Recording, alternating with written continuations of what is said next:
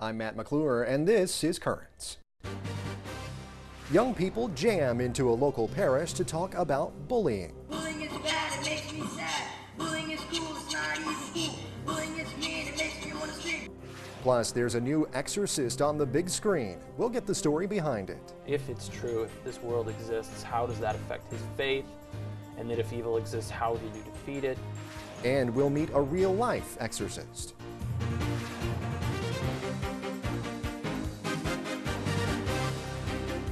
Good evening, and thanks so much for joining us. It was a tragic story. This past September, a Rutgers University student committed suicide after his roommate secretly filmed him during an intimate encounter and broadcast it live on the internet. The jumping death of Tyler Clementi brought greater attention to an issue that's always been a part of growing up: bullying.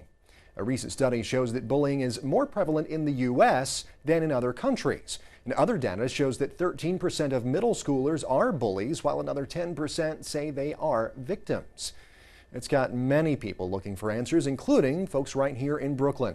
We sent our cameras to the Ambassadors of the World Youth Jam for Jesus, Ambassadors of the Word Youth Jam for Jesus, that is, at Our Lady of Victory Church. It was where adults and young people tackled the bullying problem head on.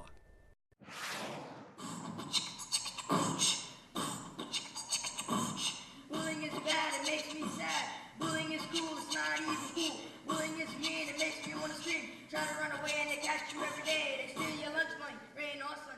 Bullying must end, bullies must be Well, today we come to inform people about bullying and how it affected children and kids like us, and how kids like us would actually commit suicide because of bullies that make them feel bad about themselves. We're conducting our annual Youth Jam celebration, a commemorative Martin Luther King and Heritage Awareness program, providing a forum where young people can come together and not only discuss and be informed about their experiences with bullying and internet safety, but also to hopefully come out with different strategies that they will be able to apply in their own schools, communities, and churches. Nayron St. Faud and Jeremiah Wright happen to be the first winners of the Kings County District Attorney's Office video contest on bullying. They presented us with their own original rap promoting anti-bullying and promoting internet safety. Like, say if you don't like anybody, you can easily just say something about them and put it on the internet. And like on Facebook, you can blast stuff so that you send it to you can Twitter. send one mass text and send it to a whole bunch of people. So then you could just keep forwarding it and stuff, and then make it a big rumor, and then by the next day in school, people will know about it. In particular, we're concerned about the fact that young people, while bullying hasn't changed and they haven't changed, the technology that they use has changed. They're on their cell phones and computers almost 50 hours a week. They're spending many hours putting pictures and information up on the internet that's crucial, that people can copy and try and hurt them. There's bullying that goes on inside schools in which kids are texting. More and more children are actually committing suicide and feeling as though that they want to kill themselves because they get so depressed and so upset about this issue. So spread the word about bullying. Ever hear about anti-bullying? Yeah, we got our own group now. Let's just stop. It's never too late. Give it a shot. I came here today with my brothers so they could see how the real world is, because I don't really think they know what's going on out there. I'm in high school right now, and I see a lot of kids that's bullied every day, and little small comments. It looks like they learn it since middle school, and since my brothers are in middle school, I want them to learn. The message that we're trying to send is for kids to understand that they need to trust their parents. They need to trust their teachers. When there's a problem, you need to let adults help you take care of that problem. Well, stay tuned. There's much more Currents coming up. When we do return, it is back on track. The latest on the sainthood cause for Archbishop Fulton Sheen. We'll have that story and the rest of the day's headlines next.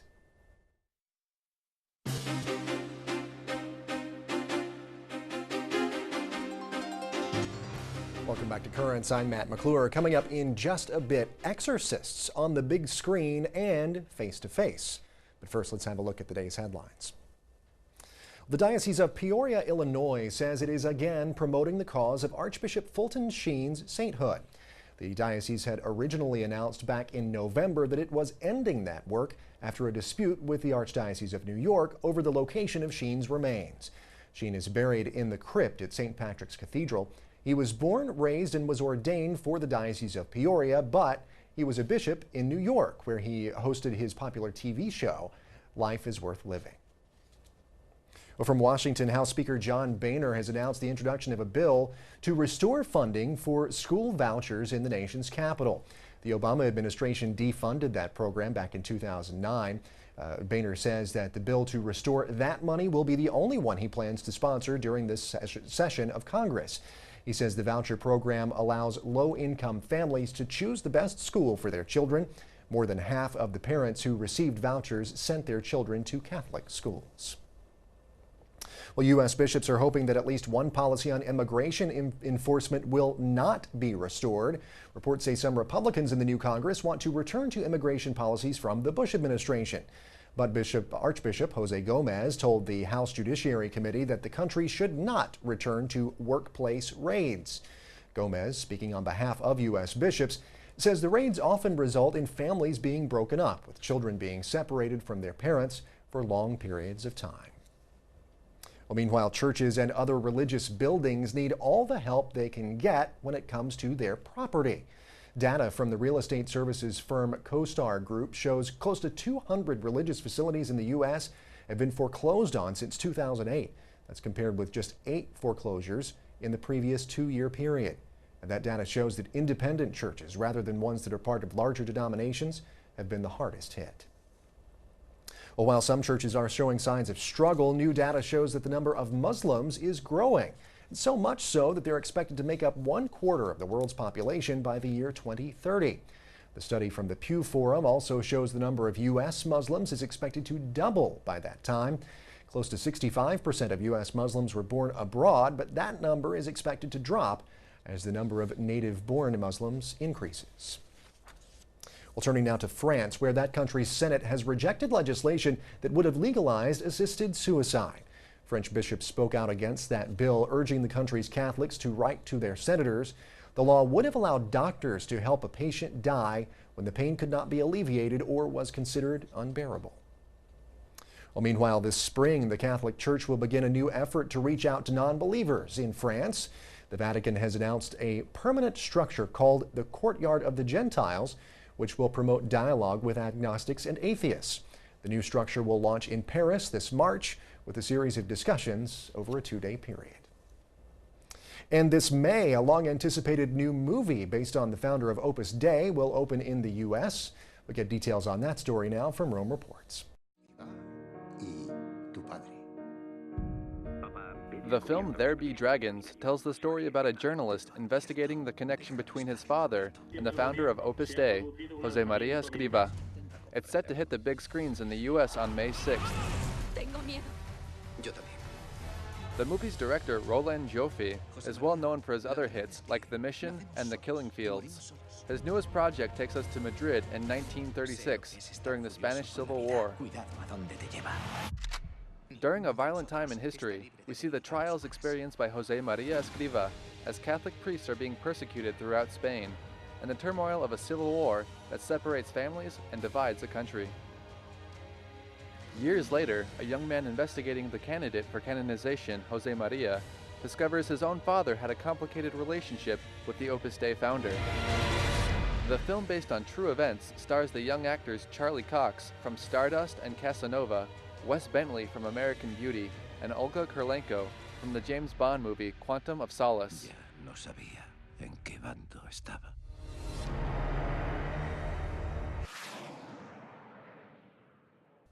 Well, stay tuned, there's more currents ahead. Just ahead, it opened today. We'll hear about the inspiration for The Right. You're not going to believe what I saw. I saw this woman fall out of her chair and flop around on the ground like a fish.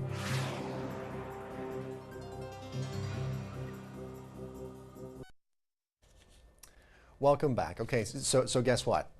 It's here. Okay, completely wrong movie reference, but all things supernatural have been a Hollywood movie staple for years, ever since a young girl named Reagan captivated audiences with her head turning, sometimes stomach-churning performance in 1973's The Exorcist, demonic possession has been a guaranteed box office draw. But Hollywood producers are not the only ones pondering possession. Last November, the U.S. Conference of Catholic Bishops sponsored a 2-day conference on exorcism. And now the latest film to hit the silver screen and test the popularity of possession has finally arrived. In fact, it opened in theaters today. It's called The Rite. It stars Anthony Hopkins as a priest who counsels a younger cleric who's training to become an exorcist, while at the same time battling his own demons.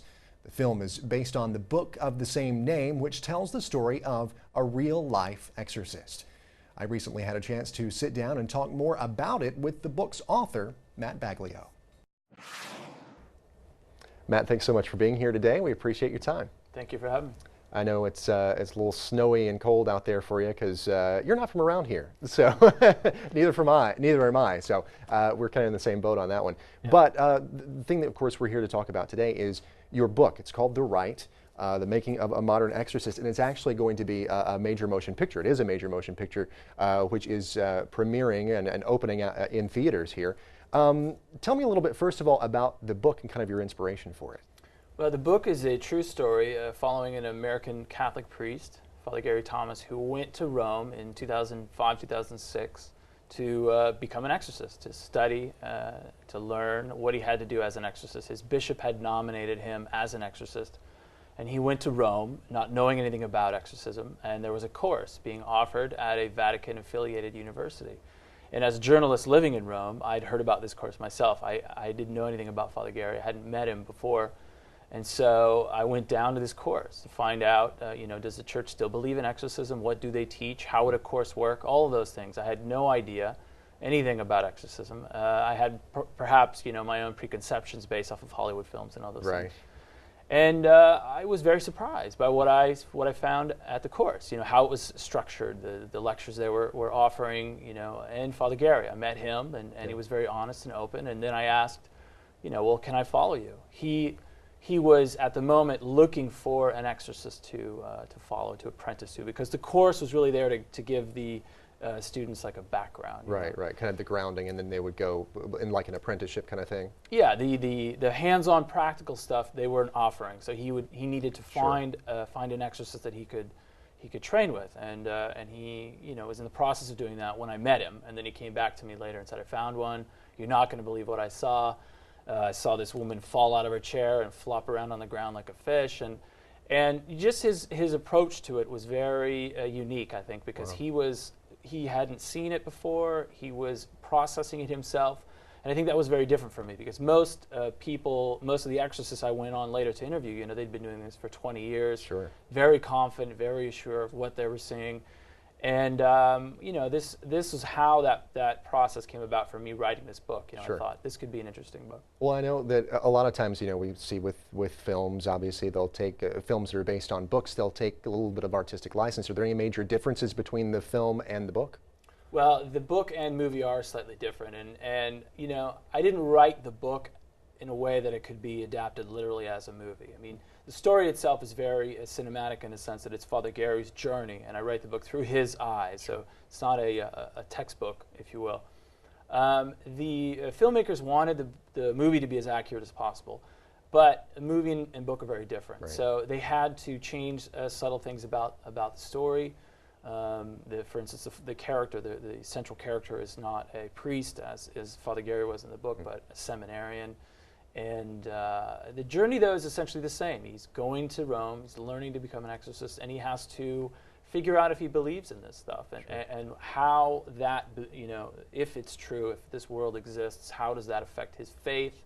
And then if evil exists, how do you defeat it? All those central themes are in both the book and the movie. What was your role in the movie? I mean, did you say, okay, well, here's my story, go for it, or did you have kind of an advisory role, or what was your role? I think as most authors, you don't expect much, and you can't. A film is so different. They just sort of take it and run with it. But I have to say, I was very happy. I mean, they were incredibly open with me. They wanted me there. I was on set as a technical consultant. And again, I think it's because it's a nonfiction book, and it's about a specific topic that not that many people know the reality in such a way that I report it in my book. So they wanted me there help out, like, give pointers or background information, tips, and anything that I could do to make sure that the actors felt confident that the choices they were making were the right choices, just watching as a fan. I mean, I'd never been on the set of a film before, and I was really impressed by the professionalism and the dedication of the actors and of everybody. It was very humbling, actually, in a weird way, because as the author, you do this kind of on your own, and then you see all the people and how important they are when they make a movie. It was really inspiring. Well, very quickly here before we wrap up, and we're just about out of time, but I just wanted to ask you about, here at NET, of course, we're doing a documentary on exorcism, the topic of exorcism. What kind of role are you playing there? Basically, I think I'm there as the author of this book and as a layperson who's been able to enter into this world, because not that many outsiders have been given access to exorcism. And in a way, I felt very privileged because these exorcists did allow me to see exorcisms. And I think there's a way that as a layperson I can relate those experiences that are different from what an exorcist sees and what their role is. Sure. And hopefully I can help explain the topic to a broader audience. Yeah. All right. Well, we're glad to have you be part of it. Matt, thanks so much for being in here. We appreciate your time. Thanks. Absolutely. Looking forward to seeing The Right and also the NET documentary as well. They both look great. Well, stay tuned. There's much more Currents coming up. When we return, advice about avoiding sin from someone who knows a lot about it, an exorcist. We live in a culture that's not even going to acknowledge that the devil is real, that there's an entity of evil.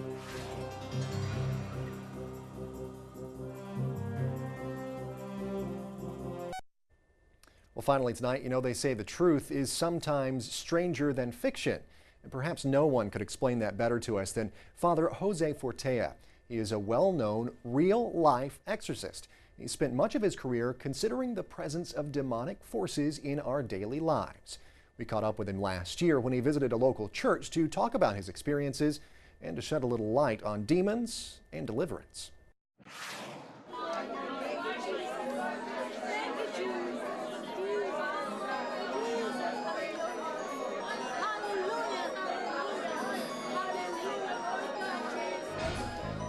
There's many people who need deliverance from, things that are really upsetting their life, and they don't know where it's coming from.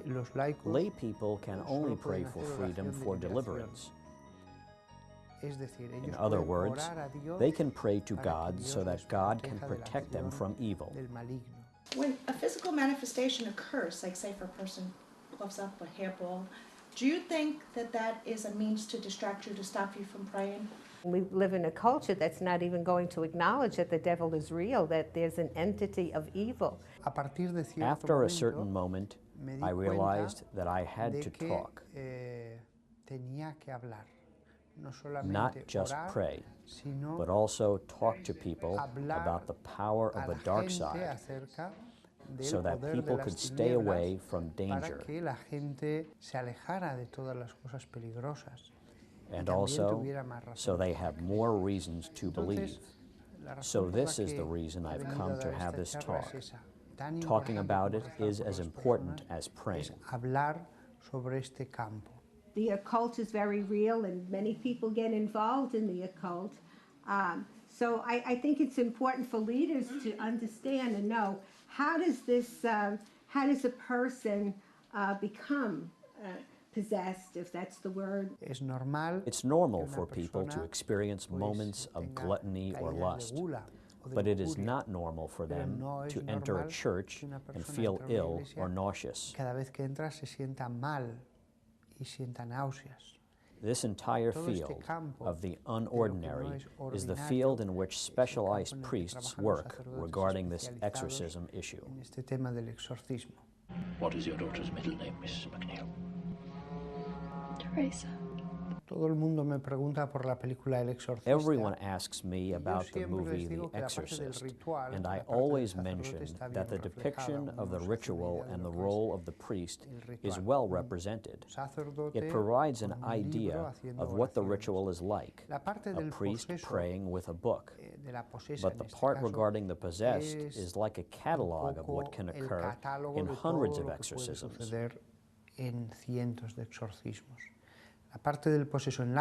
I'm not saying the part in the movie regarding the possession can't happen, but it is not the norm. What's normal is only screams, agitation, fury that must be restrained, he who is demonized. But the paranormal events are very rare. Hundreds of exorcisms are necessary to see something that is absolutely inexplicable. As Catholics, we need to be equipped. We need to be equipped to lead a holy life, the life that God calls us to lead, and we need to know how to deal with our adversary. People are very worried about the devil's actions, but what they should be concerned about is not falling into temptation. Temptation is the ordinary action of the devil. People should not fear the devil, they should fear sin, and sin is something we do. Everybody sing hallelujah. Everybody praise his name. Everybody sing hallelujah. Praise his name today. Hallelujah.